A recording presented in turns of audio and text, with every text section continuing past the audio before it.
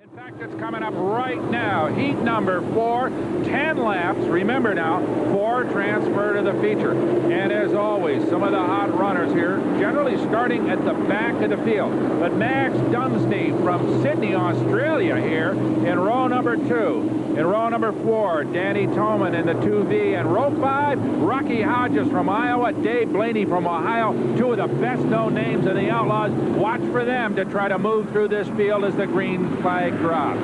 Well, let's remember that car on the outside of the back row, Dave Blaney, is the quickest qualifier of them all. Oh, in turn number 1, they are in the fence. There's a multi-car incident. In turn number 1, this race will be stopped immediately.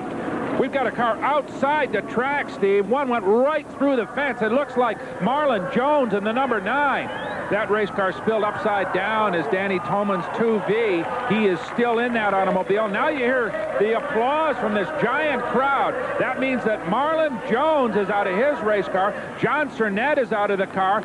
Dave Blaney is apparently all right, but right now the concern is directed at Danny Toman in that automobile. There's one of the emergency workers trying to get him unhooked. Let's hope he's all right. These roll cages are very stout, but they're never quite stout enough. So concern here spreading through this giant audience. There is Marlon Jones, number 9. Believe it or not, he walked out of that race car. Completely out of the park, Steve, but note, roll cage intact, and that big wing apparently helped to cushion the automobile. But it's going to be some time before they get that fence repaired. There he is.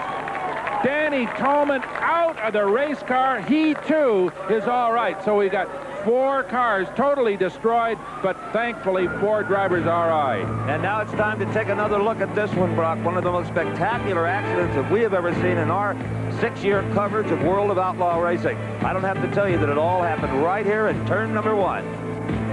An incredible, almost like a train wreck, as these cars literally disintegrate into that fence outside turn number 1. Unbelievable that these drivers were apparently uninjured as we watch this wreckage begin to be strewn all over the racetrack here at Knoxville. Okay, let's take another look as they come down the front straightaway toward the green flag. All right, watch the white number 2. That's Marlon Jones in the number 9 cutting in front of him. And then Jones slides up against the 14S of John Cernette, which causes him to flip. Danny Toman in the 2V rolls. Marlon Jones goes through the fence. Dave Blaney in the 48 car goes through the wreckage, picking up shrapnel. His car is badly damaged, but does not roll. The only one of the 4 not to get upside down.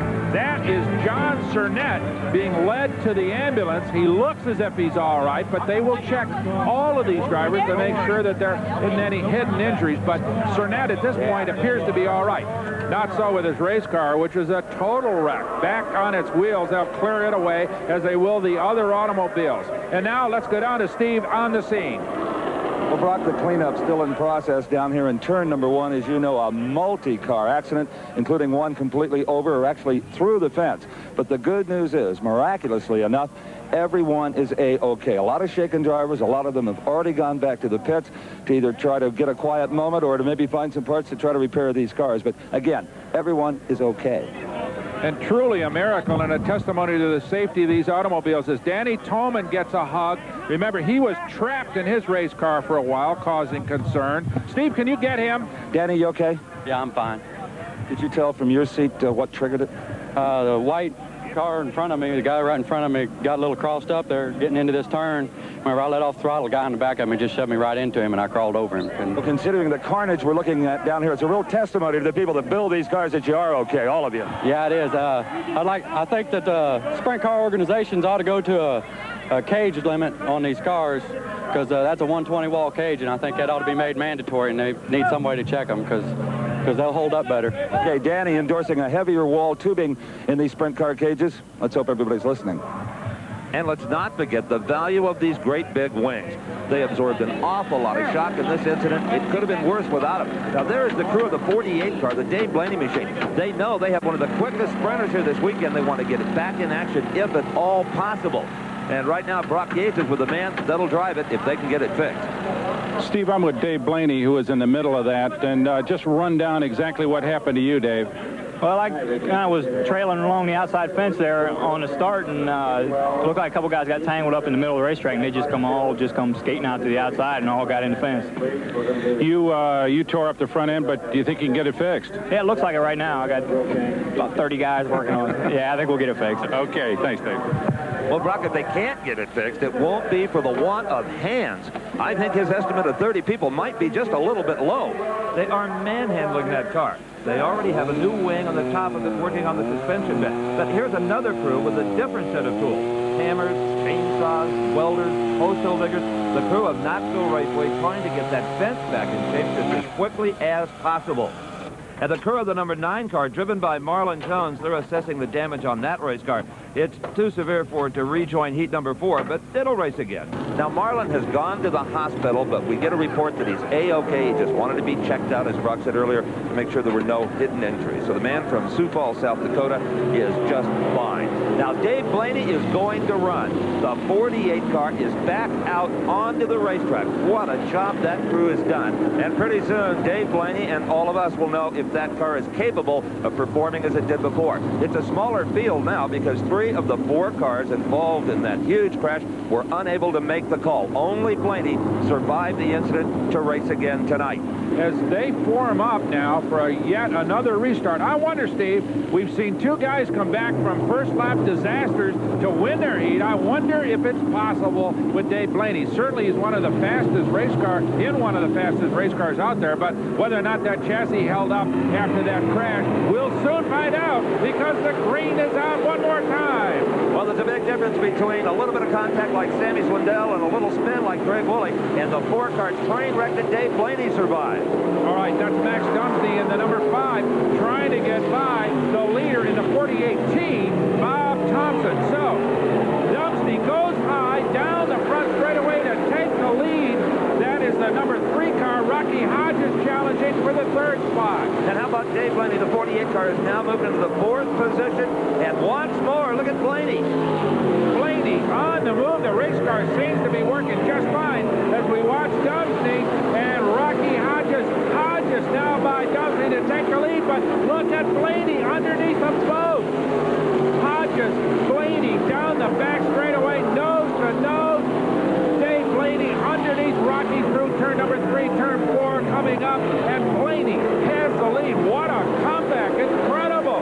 Nothing in town today, these guys, Brock. They're absolutely amazing drivers and amazing human beings to go through what he did, go out there with a big question mark on the automobile and perform like this. And Steve, there's your race for the transfer spot, the 4th spot between Jason McMillan and the 48T of Bob Thompson. So we got a couple of 48s in here, and those 2 guys, Thompson and McMillan, fighting it out to get into the main event.